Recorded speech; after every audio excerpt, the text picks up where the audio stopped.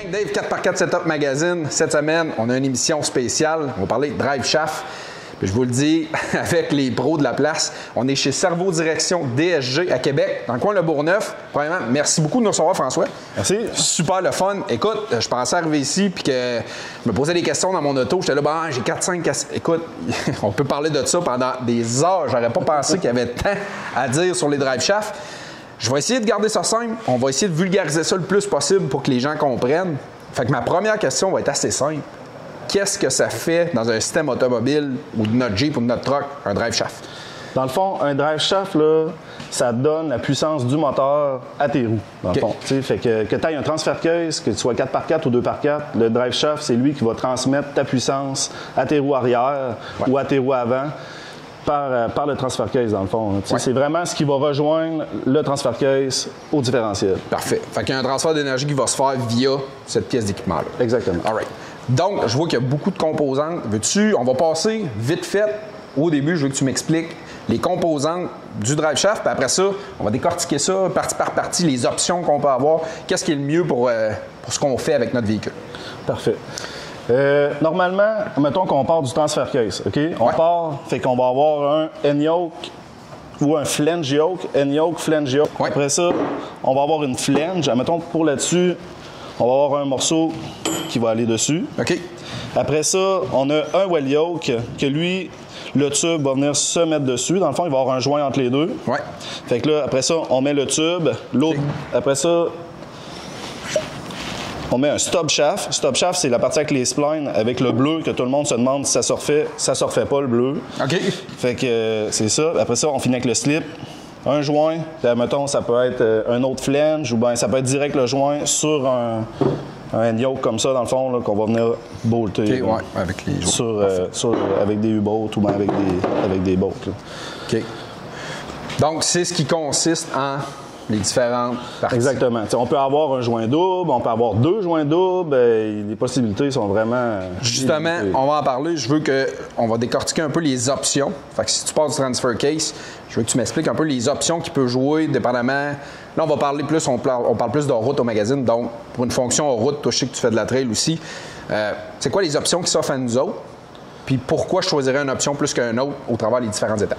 OK. Admettons, pour savoir, si on met un joint double ou pas de joint double, l'important, c'est les angles. Tout est dans les angles. Exact. Si tu n'es pas capable d'avoir les deux angles pareils, parallèles, dans le fond, là, entre les deux, c'est important d'avoir un joint double.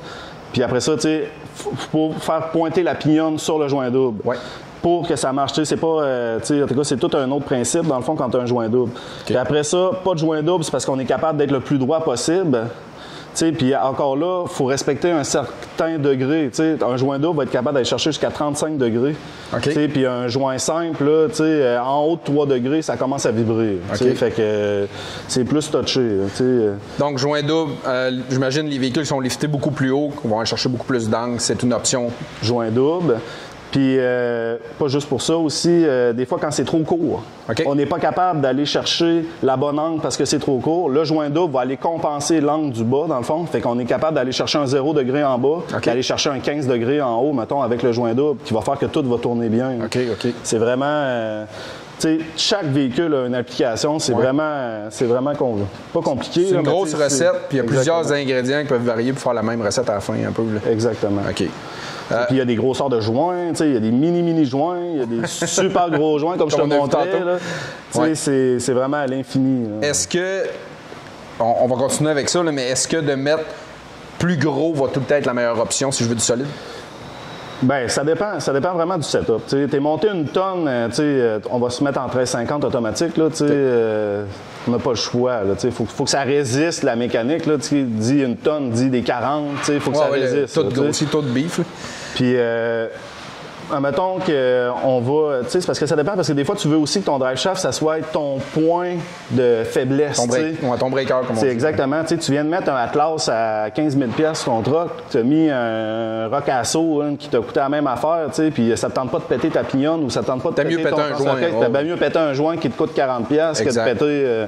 Exact. Fait que ça dépend toujours du setup. C'est vraiment... Un drive shaft, là, custom, c'est vraiment par rapport au client. On check l'application qu'il va chercher, la puissance, la grosseur de pneus, l'angle, il faut vraiment tout aller... Là, tu dis custom. ici, chez DSG, vous faites de A à Z. On fait de A à Z. On fait qu'on vous vraiment donne du une custom, mesure. là, On vous donne une bonne mesure. Oui, exact. Avec ça, vous buildez de A à Z. De A à Z. Je vois que tu as du tube à l'infini en arrière d'ici, autant sur le wall, sur la grosseur, l'épaisseur. Je vois que tu en as plusieurs types. Peux-tu me dire les options qu'on a dans le tube? Puis pourquoi je choisirais quoi? Là? Dans le tube, là, on a de l'acier normal.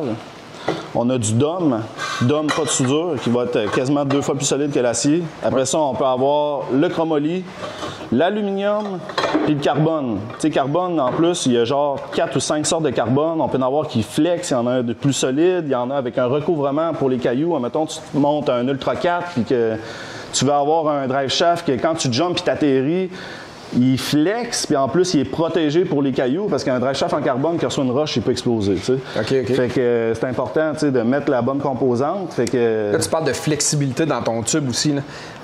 On a parlé un petit peu tantôt, j'imagine que des véhicules pas nécessairement de drag peut-être, là, mais de quoi qui va snapper beaucoup, peut-être que d'avoir de l'élasticité peut aider, quoi. Tu sais, comme, mettons, celle-là, tu sais, c'est dur à voir de même, là, mais de la manière qu'il a été tressé, le carbone, il est vraiment tressé long. Tu sais, fait que lui, là, il va aller chercher jusqu'à 3 degrés au pied. En torsion. En torsion. Tu sais, fait que, mettons, là, un char de drag ou ben un véhicule là, qui jump puis qui atterrit, là, quand il atterrit, là, au lieu de tout péter, là, mais c'est le tube qui va aller chercher toute l'énergie. Il va l'absorber. C'est ça. Plus il est long, plus il va être capable d'aller chercher de l'énergie. Là. C'est vraiment fou. Là. Tu sais, pour un véhicule qui casse tout le temps, mettons, là, qui casse, je sais pas, là, mettons, c'est surtout ces voitures de course. Là. Mais tu sais, mettons, sur le drag, là, il décolle puis il pète tout le temps, je sais pas moi, tous ses cardans, ou ben, tu sais, lui, il va vraiment absorber un peu. Absorber, exactement. Ouais. Tandis que lui, qui est vraiment tressé, super serré, lui, il va être comme 4 fois plus solide que du chromoly. OK. Lui, il est rigide, là, il n'y a aucune torsion. Peut-être de la drift. Tu sais, exactement. Tu sais, tu veux faire des shows de boucan, là, tu mets ça, tu n'auras jamais de torsion. Mais tu sais, on s'entend que faut vraiment être rendu là pour mettre un drive en carbone. Oui, c'est ça. Là, on est dans le spécialisé. On revient un petit peu plus dans le standard un peu. Je vois que tu as de l'aluminium. Dans beaucoup de choses, c'est bien. Dans d'autres, c'est moins.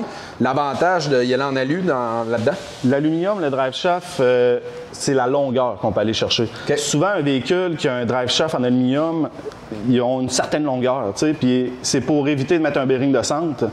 Puis avec un drive shaft, admettons, on est capable d'aller chercher un drive shaft en 5 pouces, on est capable d'aller chercher jusqu'à 87 pouces de long. T'sais, fait qu'admettons, sur un Dodge Ram là, qui est jacké puis qui fait de la tire sur terre, là, mais on est capable d'aller y mettre un gros drive qui est bon jusqu'à 4000 livres de torque. Puis quand même jusqu'à 87 pouces de long. C'est sûr qu'à 87 pouces de long, il n'ira pas chercher 4000 livres de torque, là, mais tout dépendant de la longueur, là, on est capable d'aller chercher quand même de quoi de vraiment solide. Puis si on continue là-dedans, entre mettons du chromoly puis du DOM, ça y va, j'imagine, plus côté choix personnel de la solidité. Oui, mais tu sais, un truck de trail, j'aime vraiment mettre du chromoly. Chromoly, il se replace. Tu sais, il est beaucoup plus... Tu sais, il est capable de plus aller rechercher. Il y a une mémoire dans... Exactement. Il va moins se graffiner, il est beaucoup plus solide. Okay. Le DOM, il est vraiment solide, mais le chromoly, tu sais, pour la différence de prix, là, j'aime vraiment plus... On parle de plus abordable dans le chromoly? Le chromoly est un petit peu plus cher, mais pour la différence de solidité, là, ça vaut vraiment la peine de le payer. Exactement. Puis de l'acier normal, c'est basic. C'est comme qu'on a sur tout. Un usage normal, exactement. Ça le fait aussi. Mais sur un truc de trail, ça peut faire aussi. Tout dépendant ce que tu veux. Oui, parce que là, on couvre beaucoup. Autant, là, on est parti un peu au niveau course, qui est vraiment plus spécialisé. On descend dans le trail un peu plus élevé. Puis, bien sûr, dans la vie de tous les jours, un JK que je vais au travail, je fais un peu de trail légère. L'acier normal peut le faire aussi. Exactement. Mais c'est tout ça. Parce que c'est un ensemble aussi, parce qu'il n'y a pas juste le tube. Il y a d'autres choses que je peux grossir, il y a d'autres choses que je peux renforcer qui vont faire que mon système complet va être plus tough aussi. Là. Exactement. T'sais, on peut grossir, on peut tout grossir. T'sais, mettons sur un JK, là, on peut aller jusqu'à 1350 de joint. C'est gros. Là, ça va être une main grosse de même. Le joint il est comme 2 fois plus gros que d'origine. La différence entre les deux, c'est quand même marquant. Le cœur est 2 fois plus gros, tout est plus solide.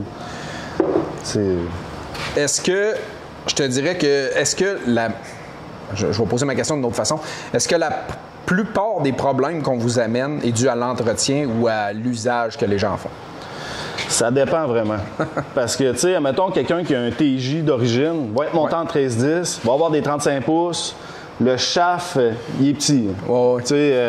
Puis là, en plus, il manque d'entretien. C'est important, pareil, là, pas juste de le graisser. Une fois par année, au moins, là, tu te fais une trace, là, tu te fais une ligne bleue sur ton tube, sur ton slip. Ouais. Dans le fond, là-dessus, tu l'ouvres, tu nettoies comme il faut, tu regraisses, puis tu refermes. Okay. C'est important. Souvent aussi, les cils, ils se défont. Ouais. Puis juste de le changer ou tout simplement de mettre une boot. Quand tu mets la boot, c'est un collet en bas, en haut. Il n'y a pas de marque. T'es blindé, il n'y a rien qui rentre. Ouais. Fait que, comme dans tout, l'entretien fait partie intégrale de faire toffer nos machines. Ça coûte quand même cher un drive shaft, on va se le dire. Ouais. Puis changer ce morceau-là, c'est quasiment la moitié du prix du drive shaft. Là. Fait que, juste de l'ouvrir, de nettoyer, de le graisser puis de le remettre là, ça l'éloigne les problèmes. Là, je vois sur la table aussi que t'as ça. C'est quoi cette affaire-là exactement? Ça, là, c'est complètement malade. Ça s'appelle un Extreme Rock Roller Kit. Dans le fond, là, c'est un slip stop, la même affaire que ça. OK. Sauf que lui, c'est vraiment extrême. C'est une barre pleine. De jeu, là, ouais. Exactement. On a pratiquement 3 pieds de jeu. Puis ça, ce qui est le fun avec ça, là, c'est que premièrement, c'est plein, ça se défait pas. Tu le cognes d'un roche, là, il pliera jamais. Là, t'sais. Puis, ce qui est le fun, c'est qu'à mettons, là, t'en as un spare. Mettons, tes 2 drive shafts sont sur ton véhicule, tu traînes un spare. Mettons, tu vas faire de la compétition. Ouais. Mais lui, on peut s'organiser pour qu'il puisse faire en avant et en arrière. Dans le fond, souvent, là, il n'y a pas une grosse différence entre les drive shafts de longueur en avant et en arrière. Puis ça permet d'avoir un drive shaft que si tu pètes en avant, tu le mets en avant, si tu veux le mettre en arrière. Exactement. On fait juste ajuster la longueur des splines. Okay. Puis il rentre dans le tube, dans le fond, fait que on le voit pas. Là. C'est vraiment solide. Là, si on s'entend, c'est compétition buggy de course, etc. Là. Exactement. Ouais. On met pas ça sur un truck de trail, sur un truck qui roule dans la rue, hein, parce que c'est pas adapté pantoute à ça. Là. Mettons que tu as à conseiller quelqu'un qui fait de la trail, puis il commence à passer à la prochaine étape. Dans toutes ces options-là, rapport qualité-prix, solidité, tu conseillerais quoi comme modification au kit, mettons, pour des drive shafts? Mettons, on va aller avec un Jeep, là, parce qu'on s'entend, on en fait quasiment 2 par semaine. Là. Un Jeep, ça dépend vraiment du setup. Quelqu'un qui roule en 35, qui fera pas trop de trail, avoir un kit en 13-10 là, avec des joints forgés, là, c'est merveilleux. Là, ça fait. Mais encore là, c'est l'entretien, la clé. Okay? Puis quelqu'un qui va rouler en 37 ou vraiment plus gros, qui va rouler plus hardcore, c'est important de penser à aller vers un 1350 parce que oui, il est plus cher, mais c'est parce que ton 13-10, il va peut-être te toffer 1 an ou 2, tandis que ton 13-50, il brisera jamais. Tu as juste besoin de l'entretenir, puis de le graisser, puis de changer les joints, puis ça va toffer. Parce que les splines sont vraiment plus grosses. OK. Tout devient plus gros. 13-50, les joints sont plus gros, le shaft est plus gros, les tubes sont plus épais. C'est vraiment un ensemble plus solide. Là. OK. Puis là, tu fais du sur-mesure, comme on parlait vite fait tantôt. Fait que le mien casse, on prend une mesure. Vous pouvez le faire sur place. Ça peut prendre combien de temps? Puis si vous ne pouvez pas le faire, n'avez-vous en stock? Comment ça marche? Admettons, un Jeep, on va encore parler de Jeep, là, mais ça prend à peu près 3 jours. Là, on est 2, ça roule tout le temps. On a 3 tours. Quand on a un bug sur un tour, on change de tour, ça ne l'arrête pas. Là, okay. C'est sûr qu'il y a des périodes dans l'année qu'on est à côté bien raide, là, mais normalement, là, en dedans d'une semaine, là, on est toujours capable de sortir. À moins qu'on n'ait pas les pièces, là, mais on a vraiment une méga inventaire, là, comme tu as vu tantôt. Oui, c'est ça. Oui, parce que vous ne faites pas juste sur mesure, vous en avez aussi.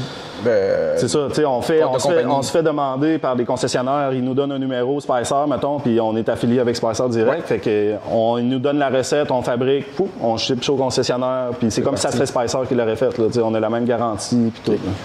Je veux qu'on parle vite fait troubleshooting. Un indice que je suis dû pour venir voir la gang de DSG, c'est quoi? Vibration. Vibration, ouais. C'est vibration. Une vraie vibration de drive shaft qui commence à vibrer 80 km/h là, dans le chemin. Tu sens, là, ça bourdonne. T'as ton shifter qui bouge un peu. Ou ça craque tout simplement. Tu roules pas vite. Okay. Tu es sur place. Tu embrayes ton 4x4.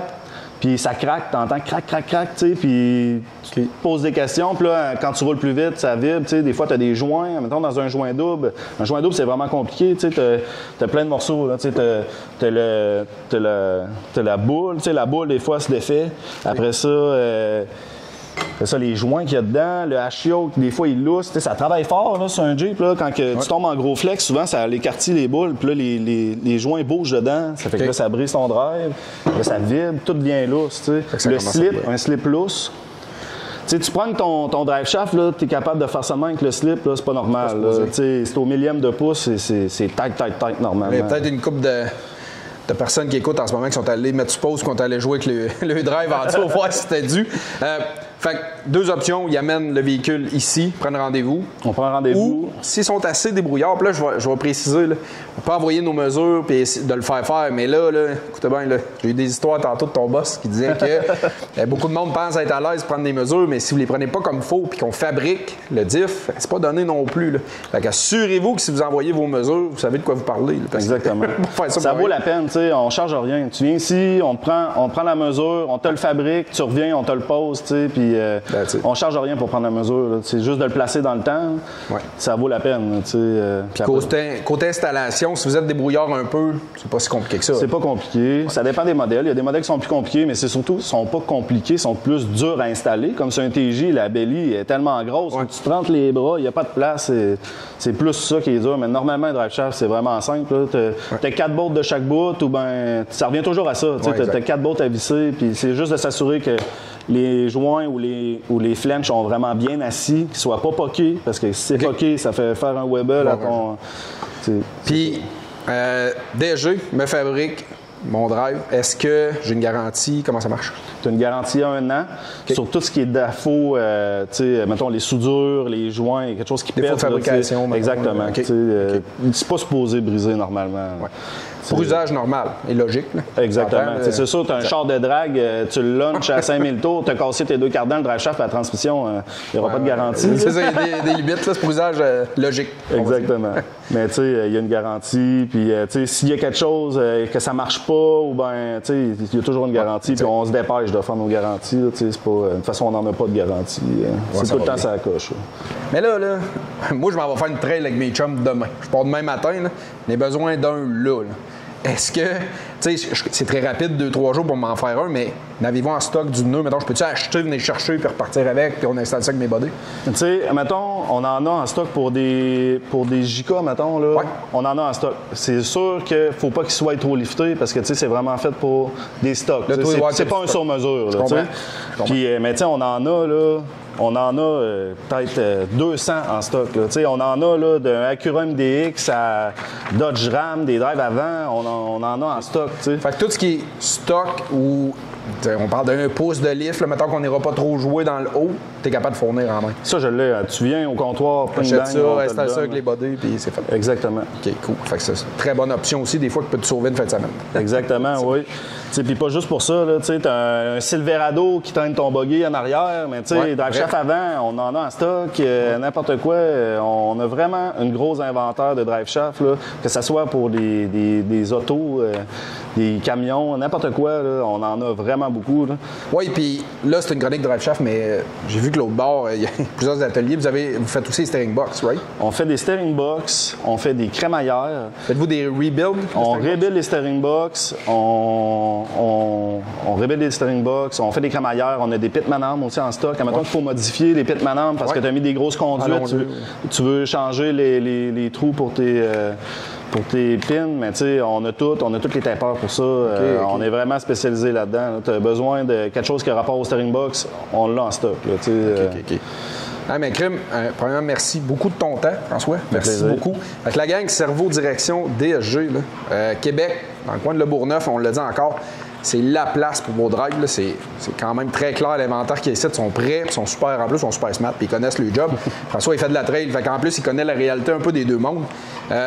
Donc, les options, on peut acheter en magasin, on peut venir chercher direct, on peut faire sur mesure aussi. Fait que je pense que c'est la place. Où c'est qu'on va trouver l'information? J'imagine que vous avez une page Facebook. On a une page Facebook, on a un site Internet, mais le best, c'est vraiment d'appeler. Okay. On a plein de commis. C'est sûr qu'on a de l'ouvrage à côté, mais on répond tout le temps, puis on est capable de... Parfait. Fait qu'un petit coup de téléphone, la gang, puis vous êtes en business. Merci encore. Yes.